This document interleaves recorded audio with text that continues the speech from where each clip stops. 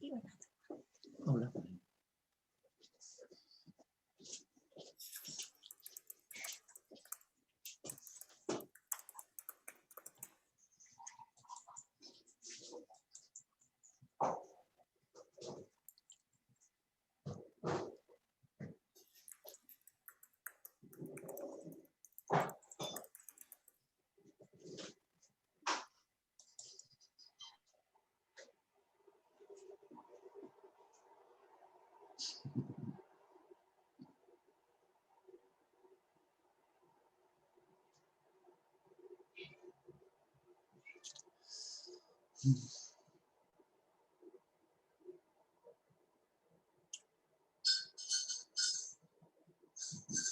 If you ever want an example of you not being in control, then computers are sure to offer it. You know, just when you think, well, any technology really, just when you think, yeah, oh yeah, because as if we have any idea, unless you're an IT expert, how the hell does anything work?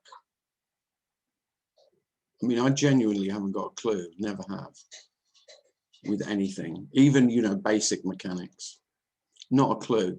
So things either work, I turn them on, there's a button, that's it. I push a button, it either comes on or it doesn't. And if it doesn't, that's it, that's the limit of my control. Push a button. If you really want to stretch your brain to the limit, Tim, check out cryptocurrency. Oh no, Yeah. I've got so many friends who are into cryptocurrency. It's bonkers. It's they talk to me about it. I'm glazed over within a minute. Literally just glazed. Oh yeah, you know, feigning interest. It's weird. There's a weird kind of, it's talked about as pure energy in some circles. I can see why. It just feeds on itself. It's unbelievable. Yeah. Anyway, but it's, yeah, but that'll really challenge you. No, that's so far. That's way beyond my my abilities.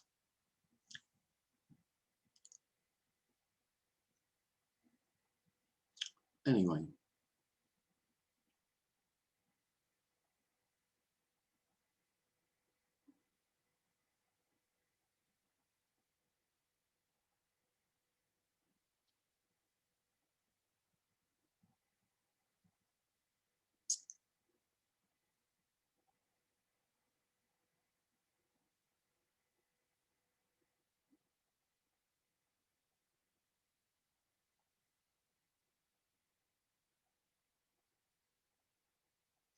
It is amazing that things going wrong,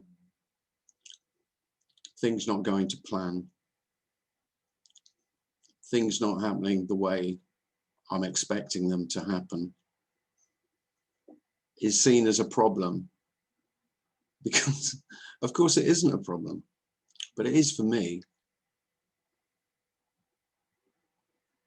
So really, I mean, all problems are for me.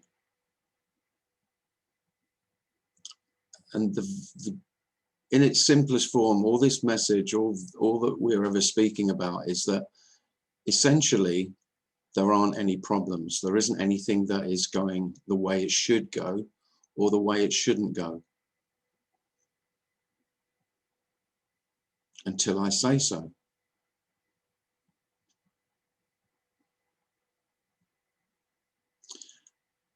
There isn't anything wrong with having a way you expect things to go. It's absolutely natural. It's inevitable. It's not, this message isn't saying, oh no, you shouldn't do that. You shouldn't have any expectation.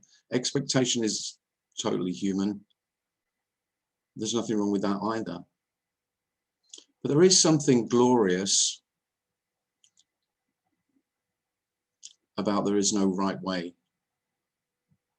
that life appears, that life should be.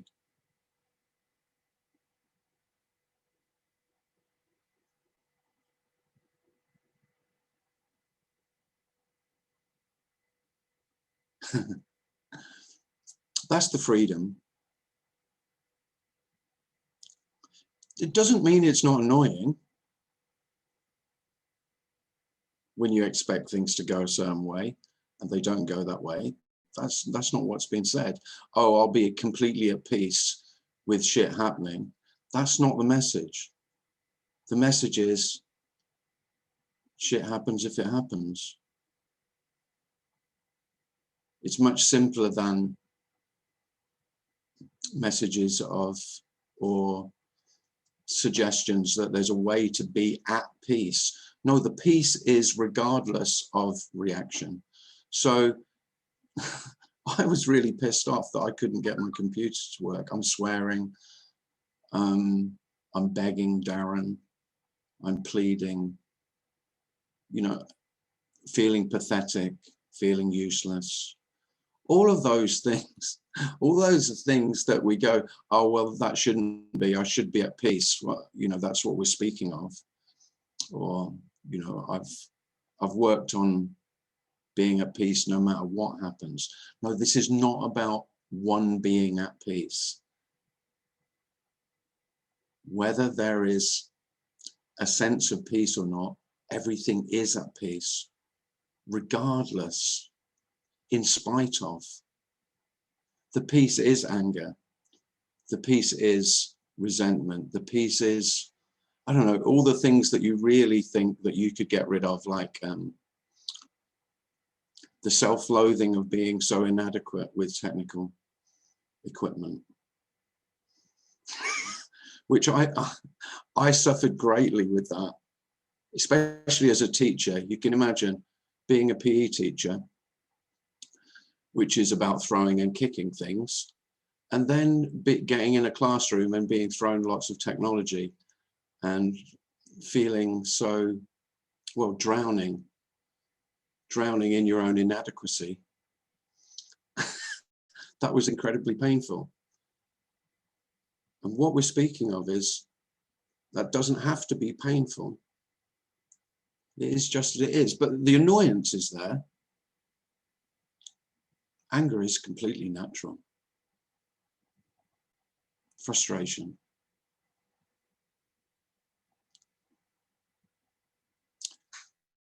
And paradoxically, frustration and anger are equally peace.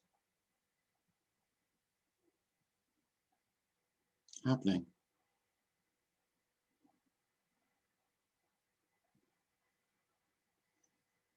And I don't like to use the phrase that everything is happening perfectly. I hear that said quite a bit by various speakers, talk about everything is happening in everything is perfectly happening.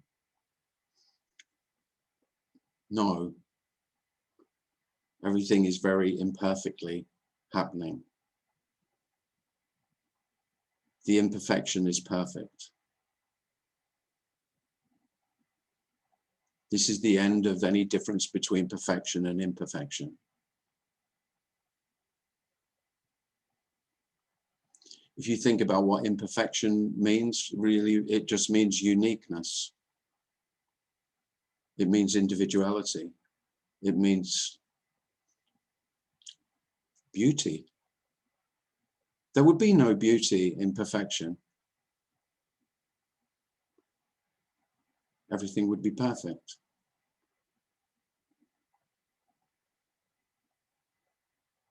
So one of the great paradoxes of this is the perfection of each human being is much more obvious without the inbuilt desire that self has to perfect itself and then impose that on every other human being. This notion of perfection, there is no such thing. I mean, it's a very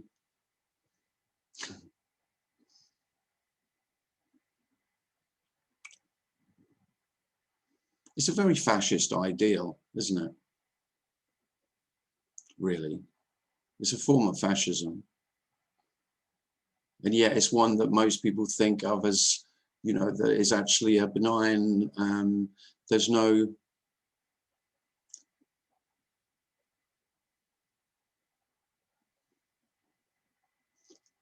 There's nothing negative about the idea of perfection, but there is.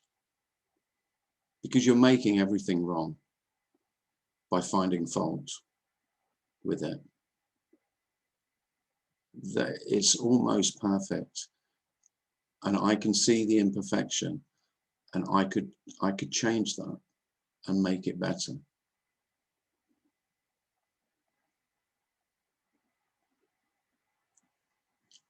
Mainly aimed at myself. But of course, if I'm always self-critical, self-analytical, self-judgmental, then I can't help but apply that to everyone and everything else.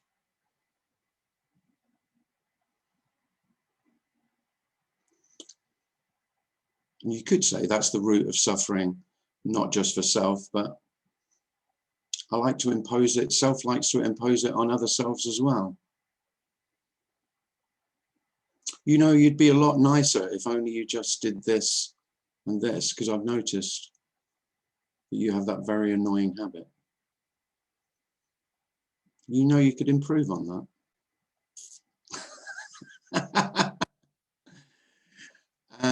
Yeah, that self is probably very well aware of that themselves.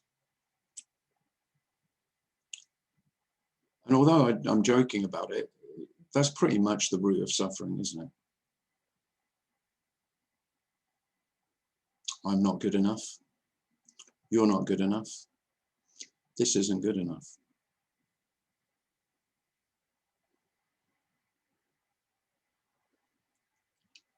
Well, very simply, all this message is saying is, well, regardless of your thoughts, your beliefs, your desires of how your life and life in general is not good enough, and the ways in which it could be,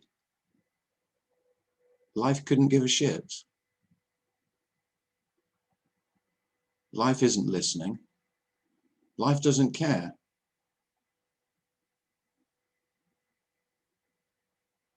Life is already absolutely whole and complete, exactly as it is, and that it is an impossibility that it could be otherwise. There is absolutely no possibility of your dreams, your fantasies about how life could be good enough coming true.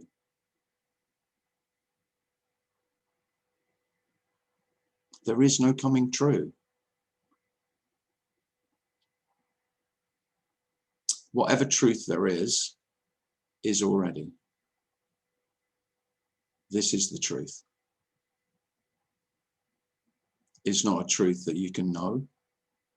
It doesn't need to be known to be exactly as it is.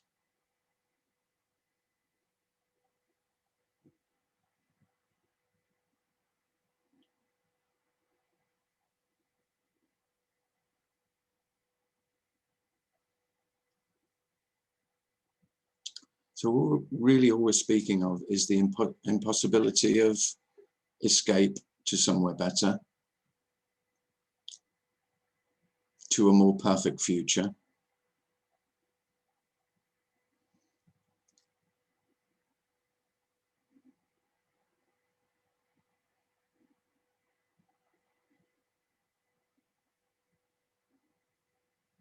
Or into fantasies of a more perfect past.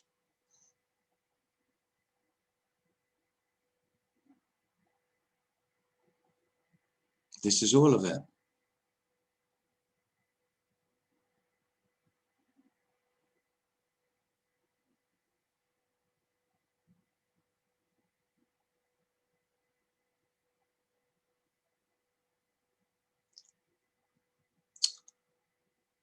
So I'm not speaking of happiness.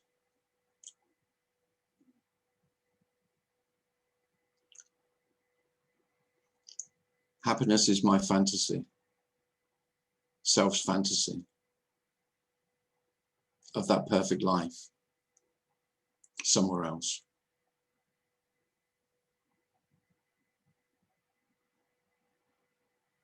There is nowhere else. And there's no one to get anywhere else. There's nothing to wait for.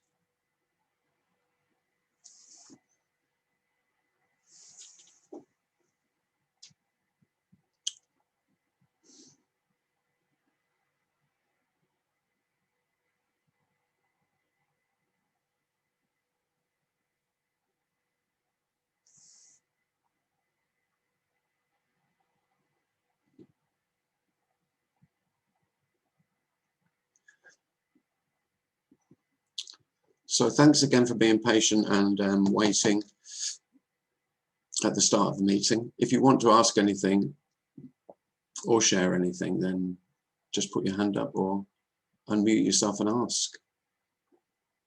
Or just speak.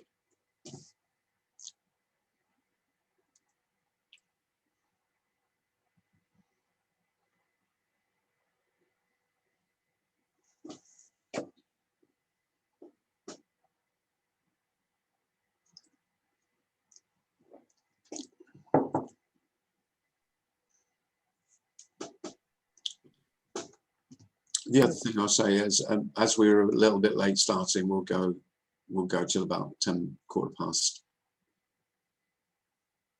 David has his hand up.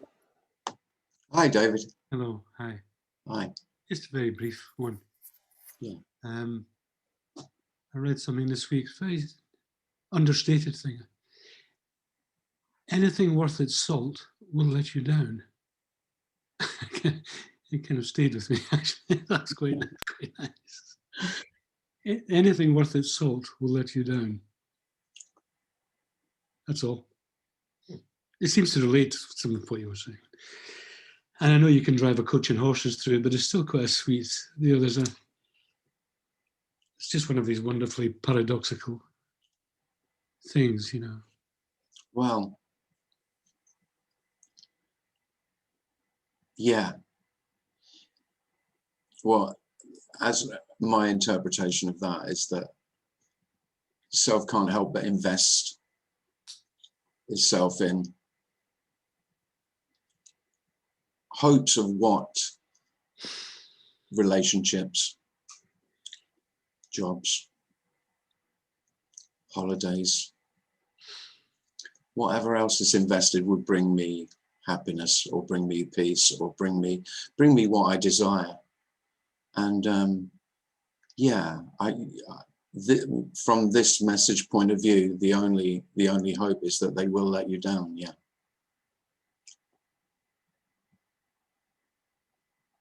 And on that cheery note. I know, sounds dreadful. It really isn't though. But of course, this is what really I want to say is that there is no possibility of fulfillment when life is already complete and full. It's fulfilled. Life is fulfilled as it is. All ideas and notions of potential fulfillment for me can only lead to letdown. They can. No matter even temporarily they appear to have, you know, oh, it looks as though there's some temporary fulfillment in it. Well, there is none, because I'm then looking for the next. So I feel fulfilled by what that relationship offered me, or that job offered me, or that new hobby offered me, or that new book, or that new teacher. And it sounds like a form of madness, put it that way, actually. I think it is madness, absolutely. The whole notion of the whole the whole setup of self is madness. Yeah. Paul Hederman talks about a failed system. Yeah, yeah, it's a failed system. Yeah. A failed system. Don't you see? It's a failed system. I love Paul, yeah, and I love his saying that self is, there is no real self. It's always being created. It's verbing, you know. Self is constantly creating itself. There isn't a self that creates itself. It's an activity of self-creation, which can just seem to not happen anymore. I don't know. That's saying too much, really, but it can seem to. Well, it seemed to used to happen every morning. I'm waking, and then there is no noticing it not happening. By the way, that's the trickiest bit, really. I never noticed the absence of me. I never noticed the absence of that failed process. And it didn't feel like, I will emphasize, if that's a failed process, this didn't feel like success, David. Mm-hmm. You know, because it can sound like, okay, that failed process stops happening. Then there's a sense of, now I'm there, that there's, you know, this is success without the failing. But no, there's no sense of that. Mm-hmm. Thank you. There's no sense of failing or succeeding anymore.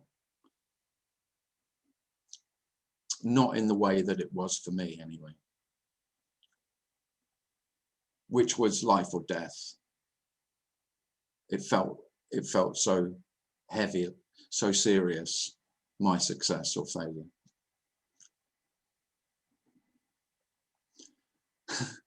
Very, very paradoxically, the impossibility of succeeding is the peace that passes all understanding. Not the failure bit, not the failure. It's the impossibility of success that is really what's longed for. I mean, that's a joke, isn't it? That's a great joke. Mm-hmm. But of course, with the impossibility of success, it is impossible to fail as well. That'll do. That'll do. That's as good as you're getting. Thank you so much. Thank you. Thanks, David. Avery has his hand up. Hi, Avery. Hi, Tim. Can you hear me? Yeah, I hear you fine, yeah. Great. Thank you for the invitation, and a heads up to Darren for making all this happen for us all to get together. Without him, as you and I both understand, being computer nerds, this would never happen. Don't big him up too much. He isn't all that. Right. Anyway, thank you to him. Yeah, no, I All appreciate him, yeah. This is a little quick aside to David. When I was in a commune a long time ago, we had a bumper sticker on a car, and it used to read, "Only losers can win this game," which is kind of similar to the thing he was saying. Yeah, it's similar, yeah. Anyway, I'd like to have a talk today, a conversation about no free will and choice, if we could. It's pretty clear to me that my mind, I have no control or choice over anything that's going on in my mind, because thoughts and things are coming in from nowhere about nothing. Yeah. And after a little observation, you've got to realize that you're not driving that bus. Right. Okay, so then we get to the body, and the body tells me when to piss and shit and eat and sleep and fart and all the other things that it does. It makes me sick. It makes me well. It's pretty clear that I got absolutely nothing to do with that at all. That's all functioning by itself. What's it leaving you with then, Avery? The usual, nothing. Anyway, one of the things that has always been fascinating to me is how, let's say can you see my hand? I can do that with my hand, right? And I look at it and I think, how do I do that? How is that actually happening, right? Mm-hmm. And sometimes I whistle, and I do 2 notes of a whistle, and all of a sudden this song comes out of my mouth as a whistle, all perfectly in tune and everything else. And I can't sing for toffee. I can't. But it all comes out all by itself. And obviously I'm not having anything to do with any of that whatsoever. And I was contemplating all this at the river yesterday afternoon and wondering about how all this happens. And it began to dawn on me that maybe I don't know how all this is happening because I'm not having anything to do with any of it. Nothing. And it began to grow and grow. And I began to see the possibility that I have lived my whole life not doing one single thing, nothing. And every little scratch or itch or fart or exclamation that goes on in my life, it's got nothing to do with me at all. No. Nothing.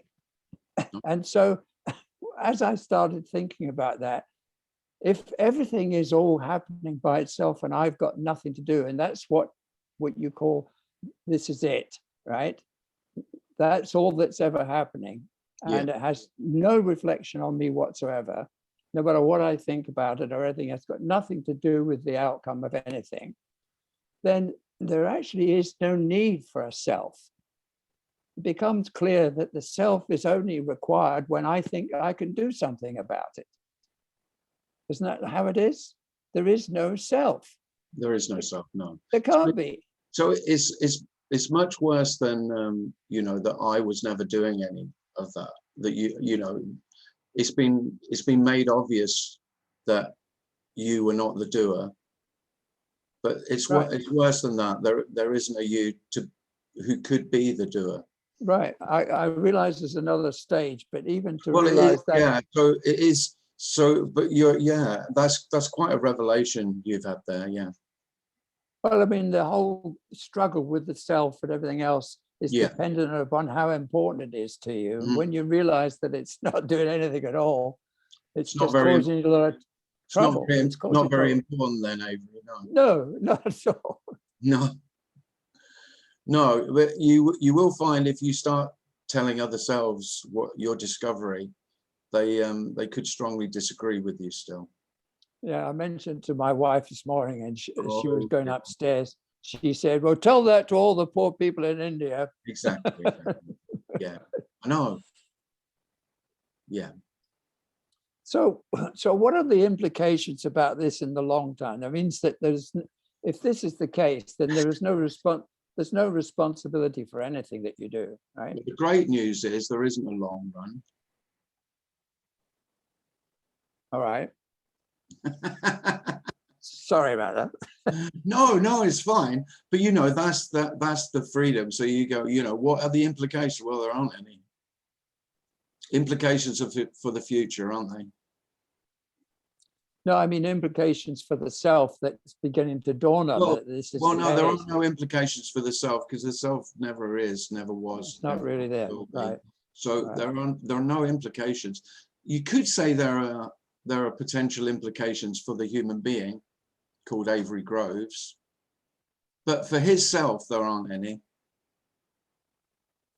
Right.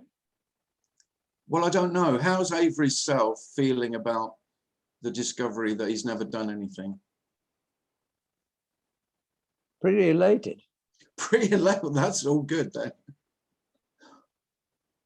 No, it's like I this whole thing you keep talking about of the freedom and you know, you begin to see that if you're not driving, what the hell are you worrying about? It's nothing to do with you. And the most wonderful thing is when you see everyone who believes every human being who believes they are driving, and it's very obvious that they're not driving. Right. And there's immense compassion in the innocence of that. You don't have to agree, you know, it doesn't mean you like every human being, but there is it sounds too much to call it unconditional love, but it is that because every human being is only doing what it's doing. Right. In a very choiceless. Exactly the same way as I just realized I'm doing. Exactly, and that is lovely. Yeah, I could see that. Judgment falls away.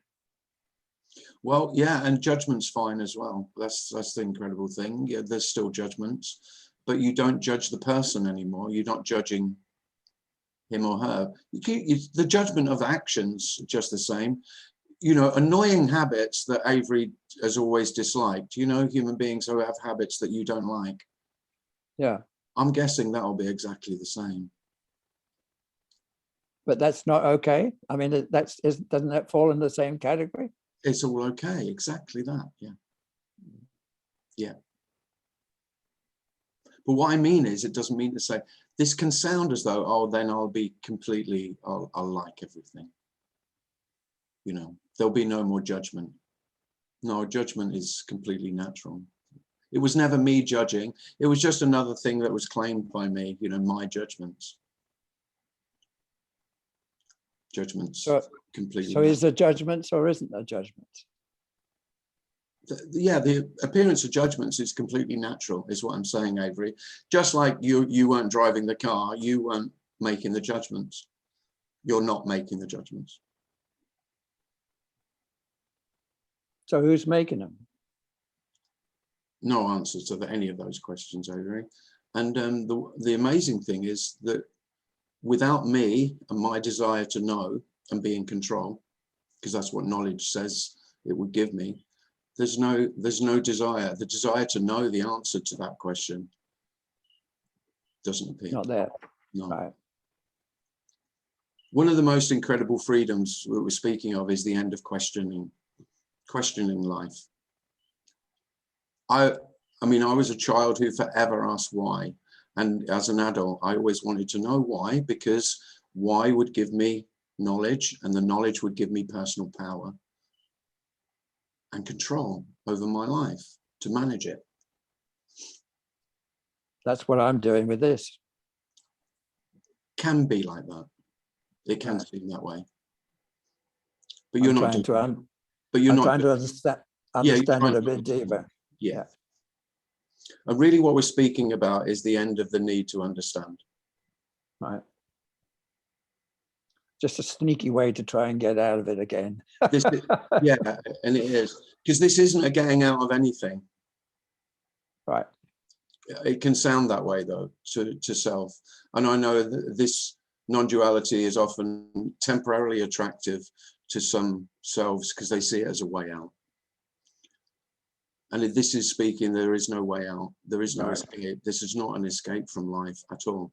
This is like being completely immersed and never coming up for air again.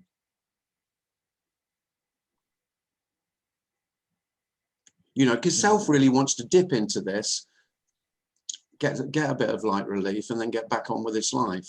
You know, get back on with what I need to be doing.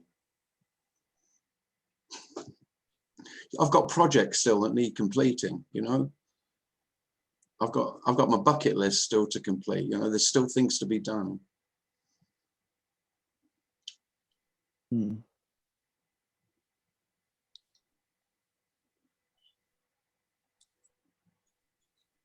Well, thank you again for shooting me down. Thanks for sharing that. It was really good.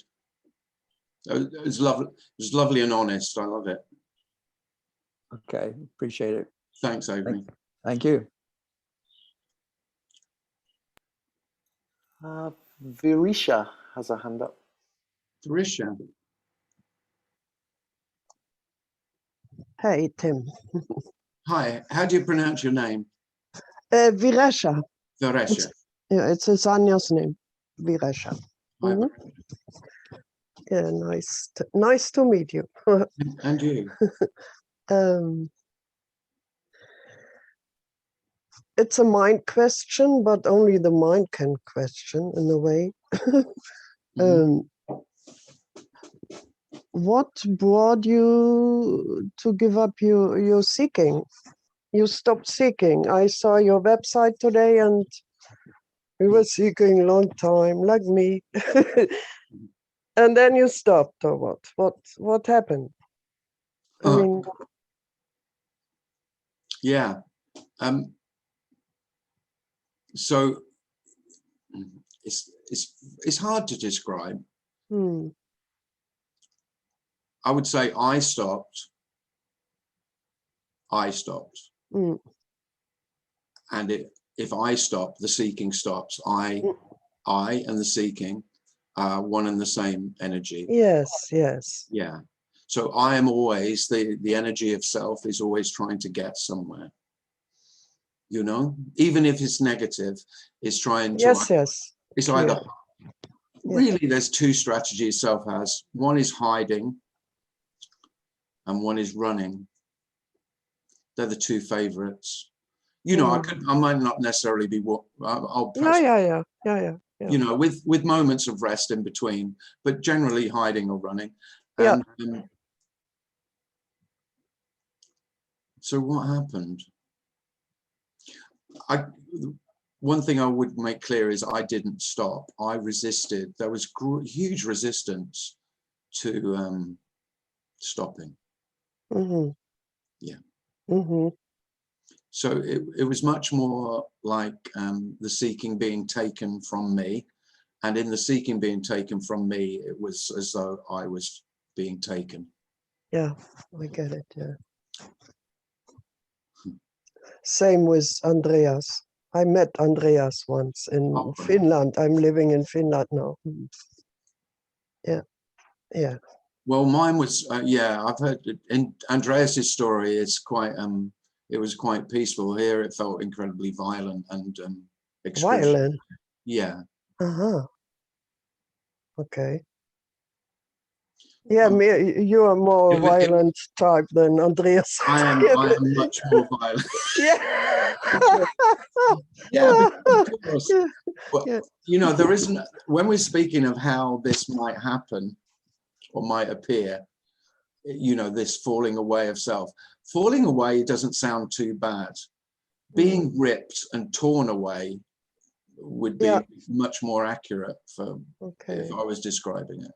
Okay. But then with Andreas and with plenty, it's absolutely unique to each character. Because of course we're talking about nothing happening, really. We're talking about the dissolution, the death, the destruction, the disappearance, the death of the character, yes, of an illusion. So there is actually nothing lost. But I've described myself, you know, this character as a drama queen. I can be quite dramatic. Yeah, me too.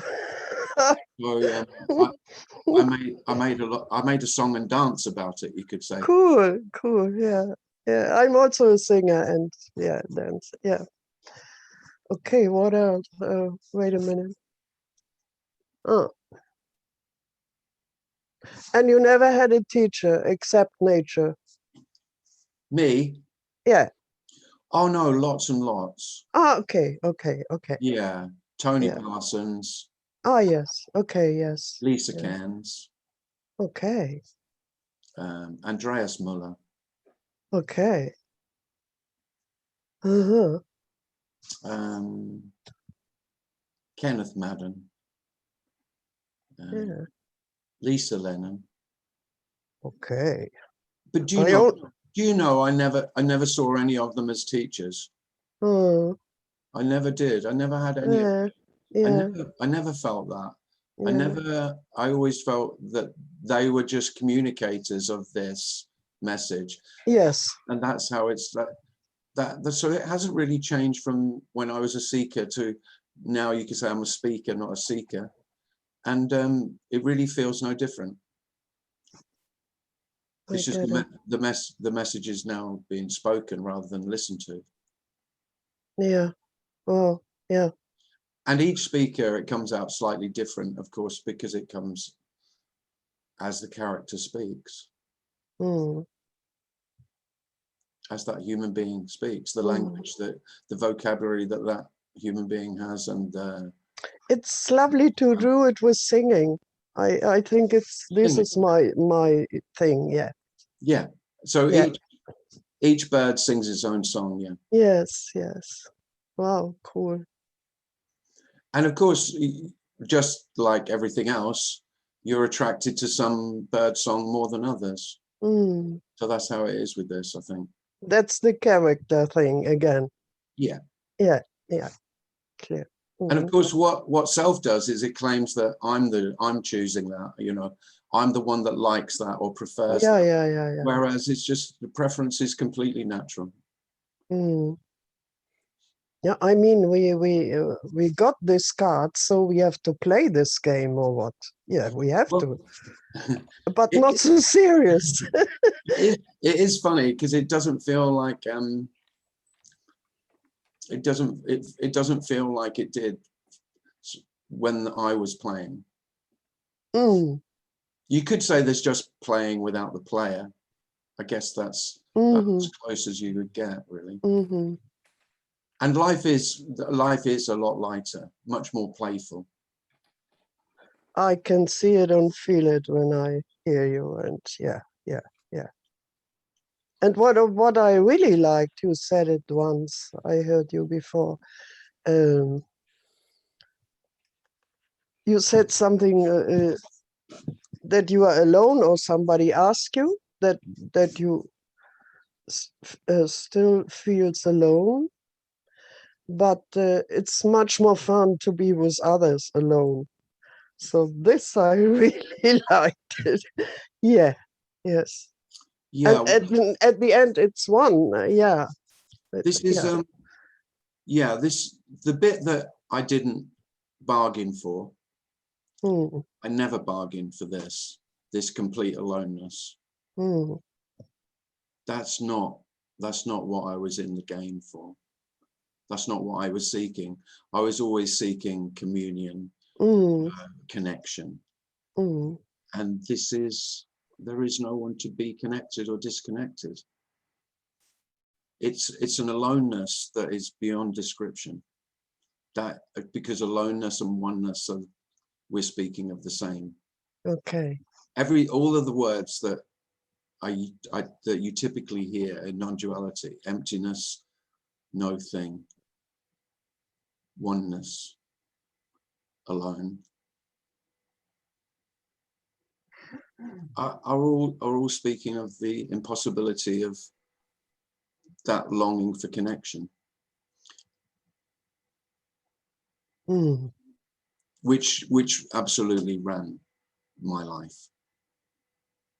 Not only yours. No, that is that is self's life. Yeah.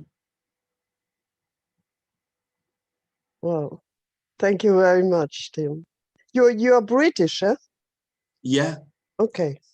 I'm really English. I have to say. Yeah. You know, because David's not going to say he's British, I'm for sure. So he's going to say he's a Scot. I know. Totally. So I'm going to say I'm English. Okay. Okay.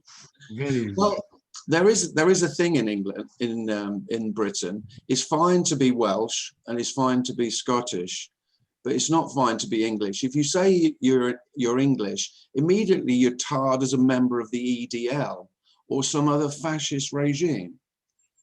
I said British. I said British. No, I don't mean Yeah, okay. I mean in stating that you are English. There is this funny thing in Britain.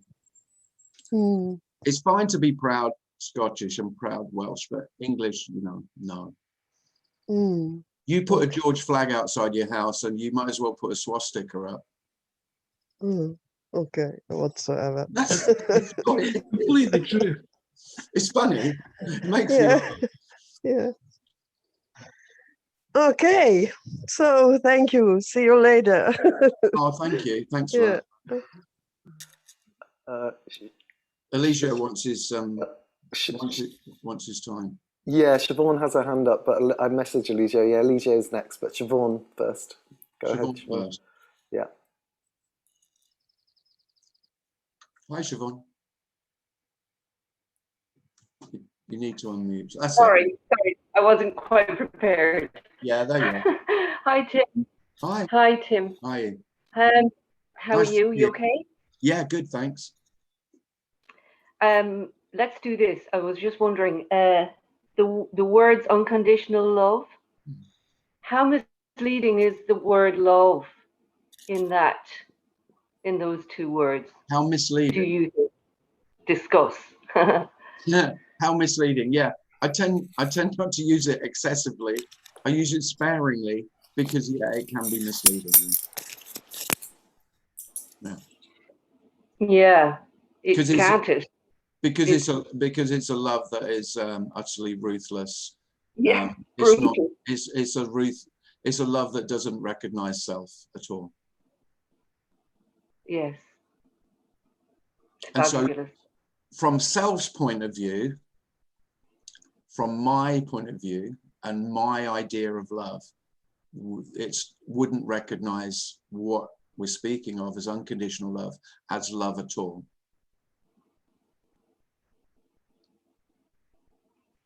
But it makes it all the more without that sort of personalizing, doesn't it? Yeah. That's all. I just wanted to throw that in. No, it's a really good. No, it's a good point, because I quite often feel that I should speak about love more, because that I could say that's all we're speaking of, but it's a love that's indescribable, because of course the love that most human beings consider love is utterly conditional. Yeah, you literally have to revise the word completely. Yeah, start from scratch. And when I was a seeker and I was listening to other speakers use the term, it always, I couldn't get to grips with it. I never, like, what the hell? How is that loving? How can hopelessness be loving? How could there's no possibility of improvement and becoming? How is that loving? Because it's the antithesis of how we've been taught to understand the word. And it's the neutrality. Yeah, neutrality. Neutrality is what we're speaking of as love. Yeah. Unconditional neutrality, we should say, from here on in. It's funny though, because even there was a time when I said I wouldn't even speak about love, and yet it does feel appropriate to say it. It does. Beautiful. Thanks, Tim. Thanks, Vaughan. But yeah, it is a thorny subject.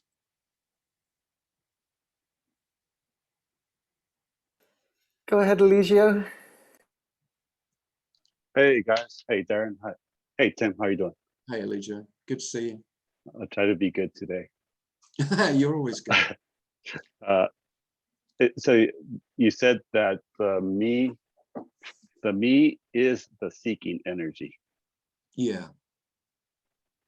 And so the seeking, if the me is an apparent illusion or mirage, Mm-hmm. so then the seeking is also a mirage.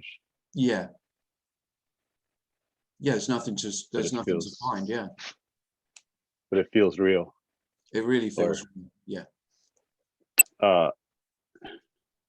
So would you say that the me is time as well? Yeah. Me is time also. Yeah. Yeah. Time, space. One and the same, not stuck together. No. Not two things stuck together. No. One thing. The me and time is one thing. Me, time, space, place, becoming. Me. Okay. Yeah, that's because all. To become, if I'm to move forward with my life, which is becoming, if I'm going to become good enough, if I'm going to self-improve, if I'm going to find what I'm looking for, right, I need time. Time has to be real. So there's a few things that need to be real if I'm going to get what I hope for. One is I must be real so that I can find it, and I can have it for myself. And in order to find it, time has to be real. I need time because Okay. I haven't got it now, and I'm Oh, okay. I'm hoping to Oh, get it. yeah. I see. So Yeah. so they're essentially wedded together. Yeah. They're basically the same, made out of the same material, which is nothing. Yeah. They don't Well, exist. everything's nothing. Yeah. Everything's nothing. Okay. Whatever Thank you, Tim. that means. I know. That doesn't I actually think we're mean running. that doesn't actually mean anything. Okay. I think we're running late, but No, yeah. I'm going to run late think- today. I'm running late today, Alicia. Oh. So because I had Oh, okay. technical problems at the beginning, and so I'm going to run Oh, on okay. for about 15 minutes. So okay. So I'm curious about what you said about the English. Is it because the English are uppity and they're the dominant? Is that why it's okay to? Yeah. No. Yeah. No. Yeah. The reason it's okay to be Scottish and Welsh is because they're the oppressed, and the Yes. oppressors Okay. historically are the English, and so of Yeah. course it's fine. You can assert your rights when you're the oppressed. It's just the same. All oppressed Same thing. groups love Same thing. asserting, and but when you're the oppressor, the English is Yeah. still. You Oh, yeah, look at, 'cause, by the it's- way, it's- have you noticed in Hollywood? This is an aside, but I have noticed most villains now in Hollywood movies. What's the favorite Probably villain white. now? The bloody English. Probably Used to be white. the Germans, no English? more. It's the English now. I think you know what I think it is, because Yeah, I'm in the United States and I'm Hispanic, and the white people can't be racist, but I can be all racist all I want because I'm a minority here. So Absolutely. just the kind of like the Welsh people, I guess, the kind of like that, where I got Yeah. more leeway of being racist than they do against the white people. Being Hispanic in America is like being Scottish in England. That's pretty close, I should think. Yeah. Yeah, we look a lot different though. I think you guys even talk the same. But anyways, thank you, Tim. No, thanks, Alicia.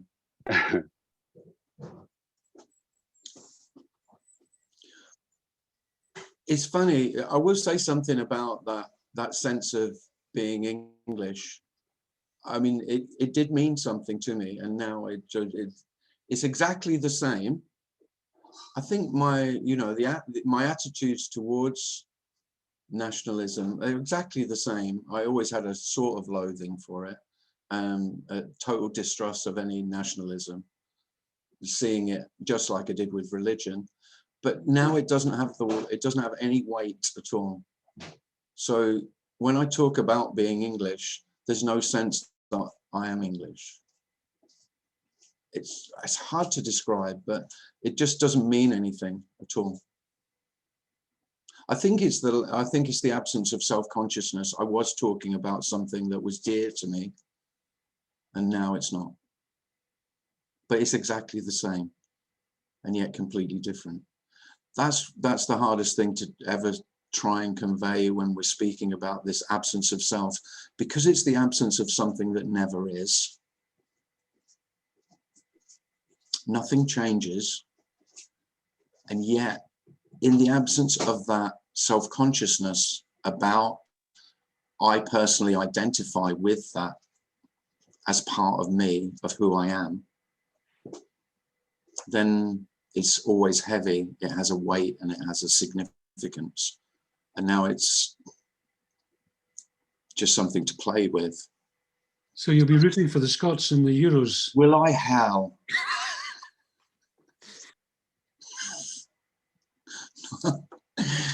Unlike, I will say this, David, this is personally, we're going to get nationalistic now. Do you know the English will, if the English weren't in a competition and the Scots were, I think a lot of English would root for the Scots. You could not say it the other way around. And you know that's true. Completely. Yeah. It could be. That really is true. I know a lot of Scots, and they will root for anyone who is playing England. They will. If you're in a pub and England are playing, and there's Scots in there, they are all cheering the other team. The only way. Always. Yeah, that's right. It's true. I love it. It's funny. Anyway. That really is funny. Yeah, that's absolutely true. And I would root for the Scots if England were playing. Yeah. Yeah, I do as well. Yeah. Yeah, those bastards don't us though. No, No, that's the last time. I'm not doing it again. No. Andreas has his hand up. Andreas. Yeah, hi Tim. Hi. I just had a conversation with Gary about what we are speaking, and for me sometimes it has. I really try hard to understand it, and sometimes I'm so intellectual and I get into a mindfuck way with this.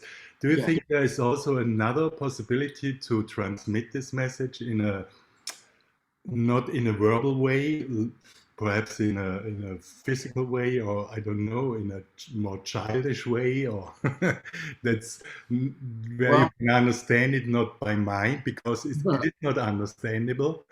And yeah, that's a nice, yeah, possibly. I mean, I would say, I guess I do try and convey it in as childish a way as I possibly can. And by childish, I mean as simply as I can. I try and, there are much more intellectual ways of trying to convey this message than how it's conveyed here. I try and keep, for me, because the paradox is in the utter simplicity of it. It's too obvious. Yeah. It's too, because we're all, just so that you, I mean, the simplest way we can say this, Andreas, is there is just this. Mm. And that is a full stop after that. There's nothing else needs to be said. That's the whole lot in that. There is just this. And then you can, you know, and then mind goes, so what's this? What, you know, what is this? How is this? Why is this? Well, it's this, regardless of all of those questions. Mm. That's it. Yes, it reminds me, sometimes I make a meditation out of this. I'm sitting and whatever is coming in my head, it's just this. Whatever is coming, thought, or what I see, my cat coming, it's just this. It's nothing special. It's this, and it's coming to a peaceful point. And as soon as as the peace is like radiating, the me comes back and wants to grab it again. Oh, there's peace. Oh, I can have peace. Yeah. And it's gone. And Yeah. then it's all it's again, it's this. It's my seeking of longing to keep the peace, and it's all of it. Yeah. Yeah. Without exception, there are no exceptions. Yeah. Mm. But it might just be that grabbing, the one who wants to hold and to keep, just stops appearing.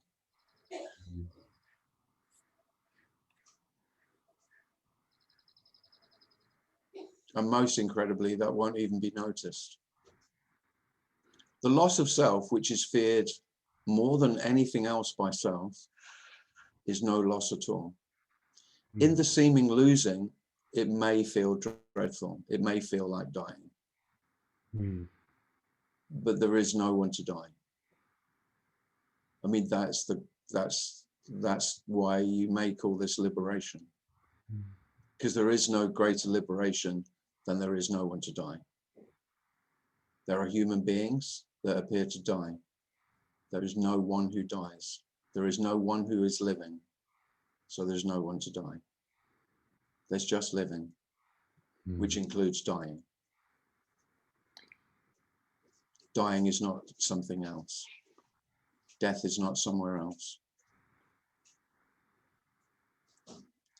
Yeah, when I listen to your words, it's just there's kind of excitement, fear, sadness at the same time. And yes, it is both.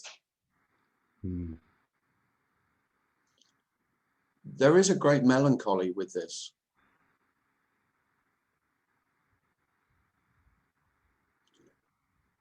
So when I speak of peace, that peace is not separate from sadness or happiness. Joy and sorrow are fully embraced by that piece of that there is no becoming. There is nothing to come.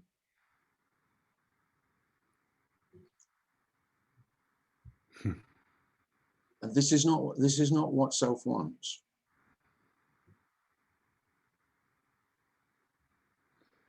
No, it's not. It's not, no. I can't emphasize that enough. I didn't get what I wanted. I didn't. It's so paradoxical because I'm sitting here, I want to get something, and then I don't get anything, and it's exciting at the same time. So. Yeah, I mean, it isn't even about losing. It seems like everything is lost because everything that's mine is lost. But in that losing, nothing is lost. That's the greatest paradox of all, really, that everything that I held most dear was seemingly lost, and in that there was no losing. I mean, the greatest loss of all was the loss of myself. That's what I feared most. Is it like free fall, like kind of, fuck, there's nothing. Nothing to gain, nothing to hold, nothing to... It can certainly feel, I mean, and there were times when it felt like that here, when it felt that there was no ground to stand on. Because the ground that I stood on, which was my reality, my realness, that's what I stood on. That was the ground that I stood on. And it's not a real ground. It's just an illusion. Well, there is a real ground. It's just not my ground. Yeah. There are real feet on the real ground. Oh yeah, and the feet and the ground are much more real when they're not mine. Not less. But whose feet? I mean, it's hugely paradoxical, this. We're not speaking about, you know, going into some otherworldliness. This is the only reality. We're speaking about real life, as opposed to my real life, which of course is always once removed, isn't it? I'm always once removed from life because I'm in relation to it. I am having a life. Life is happening to me. There's my life, and then there's the rest of life. Well, that's the illusion. There isn't. There's just life.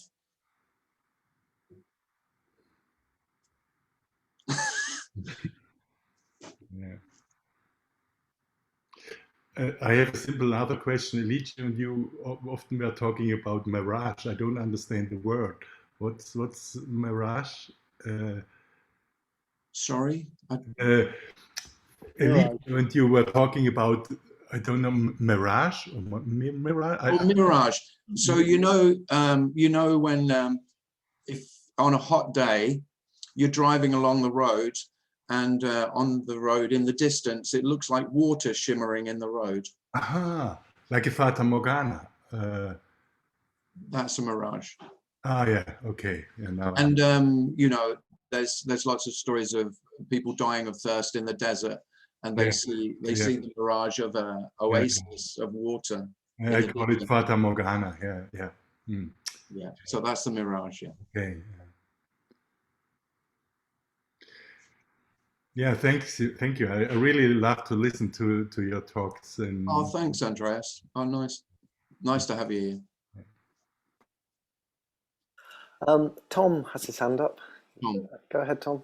Hey, Tim.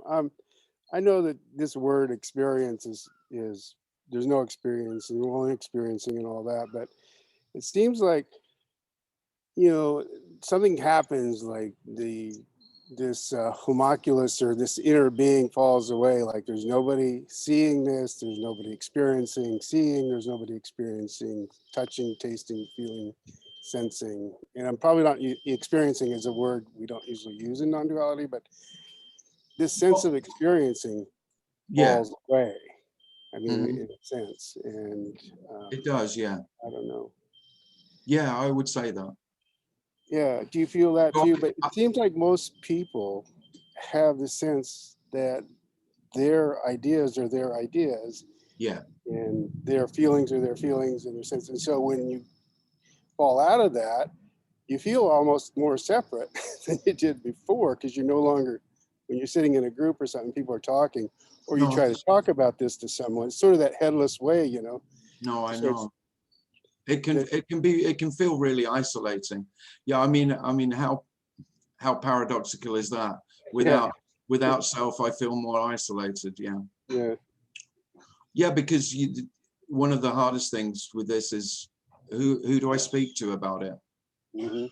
That's why I think it's brilliant over the last year. You know, one of the wonders that the lockdown has brought us is loads of Zoom meetings where this is how life feels for me, and I've got the chance now to share it and to not feel the weirdest human being on earth.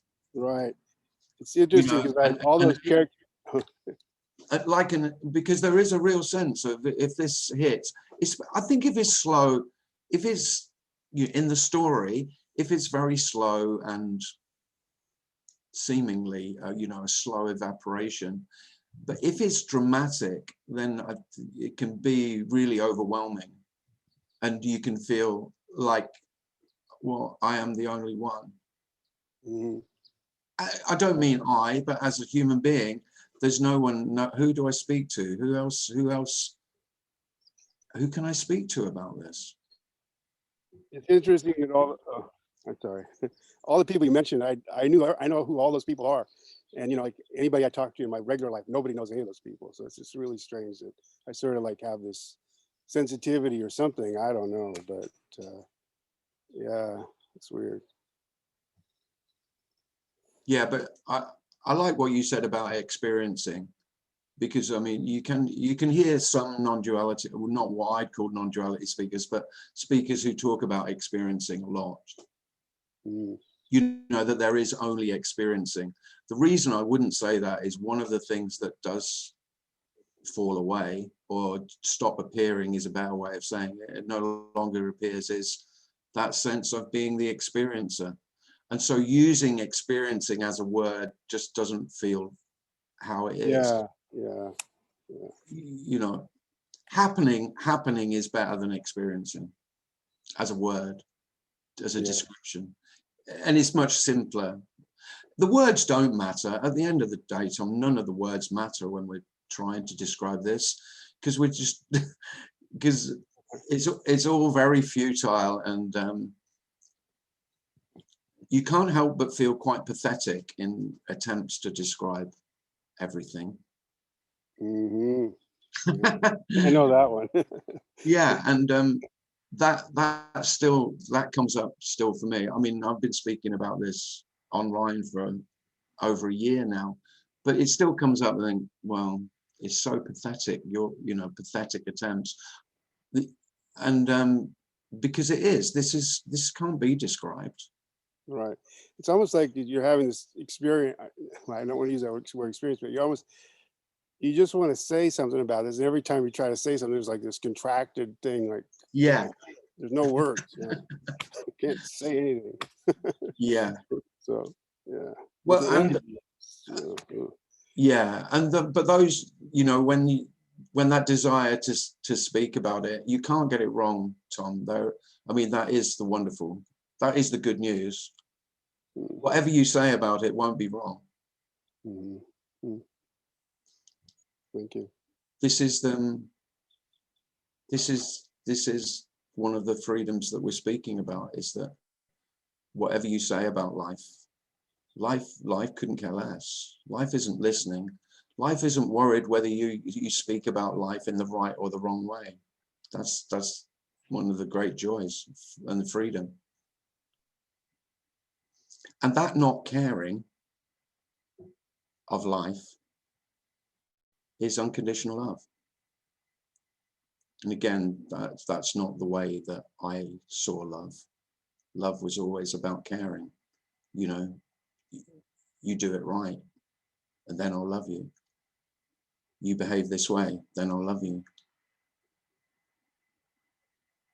There is no getting life wrong. There is no one to get life wrong or right. And the unconditional, the most loving aspect of all of this is that you cannot get it right. Believe it or not, that's much more liberating than your fear of getting it wrong. Oh, I just wish that it would be impossible for me to get it wrong. No, the liberation is in the impossibility that you as a human being could get your life right. What would it be? What would it look like? It's just utter nonsense. There is just life as it is.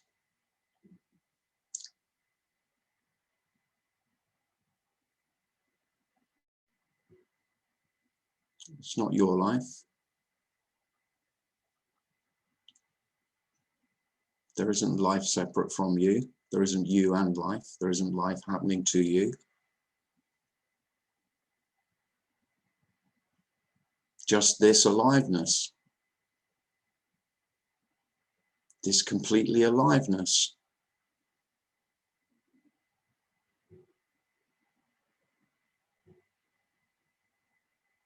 Like Tom said, you know, you may want to speak, you know, there'll be moments when it's just so palpable and you want to try and describe it, but you know full well that the words will always fall a million miles short, even the greatest poets.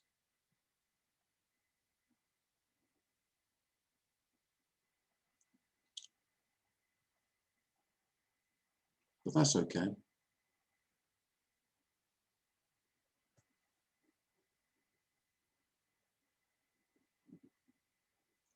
So the obviousness that life couldn't be any other way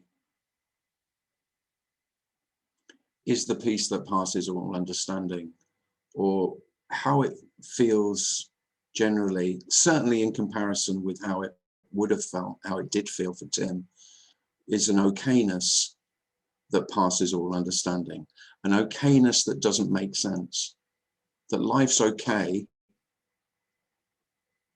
regardless of whether it's okay or not. So life is completely dreadful. There is an okayness without me saying this isn't how it should be. Even if there is a sense of wanting it to be different, that's okay.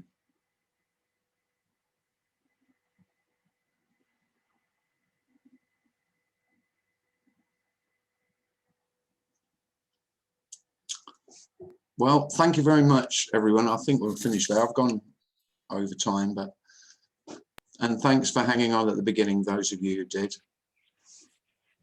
I think as well, we should congratulate Chloe and her partner for managing to build a bunk bed through the meeting. Well, well done. I'm not impressed with that. Fucking pay attention, Wallace. What do you think? What do you think you're playing at, you two? Building the bed's just happening, Tim. So yeah, that's right. The old non-duality get out clause has come into play there. Well, it's just what's happening. thanks, Darren. No, we appreciate that. It went pretty smooth. Usually we end up fighting a little bit, but it was all right today. Yeah, good work. Good work, you two. Well done. Thanks. I think that, Darren, is that the first time we've had DIY? It's first time. Yeah. Let's hope it's the last. Yeah. Thank you, Tim. You're welcome. Lovely to see you all. Lovely Thanks, to see you. Thanks, Lovely. Tim. Take care. Thank you, Tim. Bye-bye. If you'd like an invitation to the meetings and you're not on the email list, then just go to the website Tim Cliss this and just email me, and then I'll send you the invitations. So at the moment, I'm just doing talks on a Thursday. Hope to see you next Thursday. Thank you. Or not. Thanks, Tim. Take care. Thank you, Tim. Good night. Bye, Bye. everyone. Bye. Thank you. Bye. Thanks, Tim Bye. and Darren. Bye. Thanks, guys. Thanks. Bye, Joey.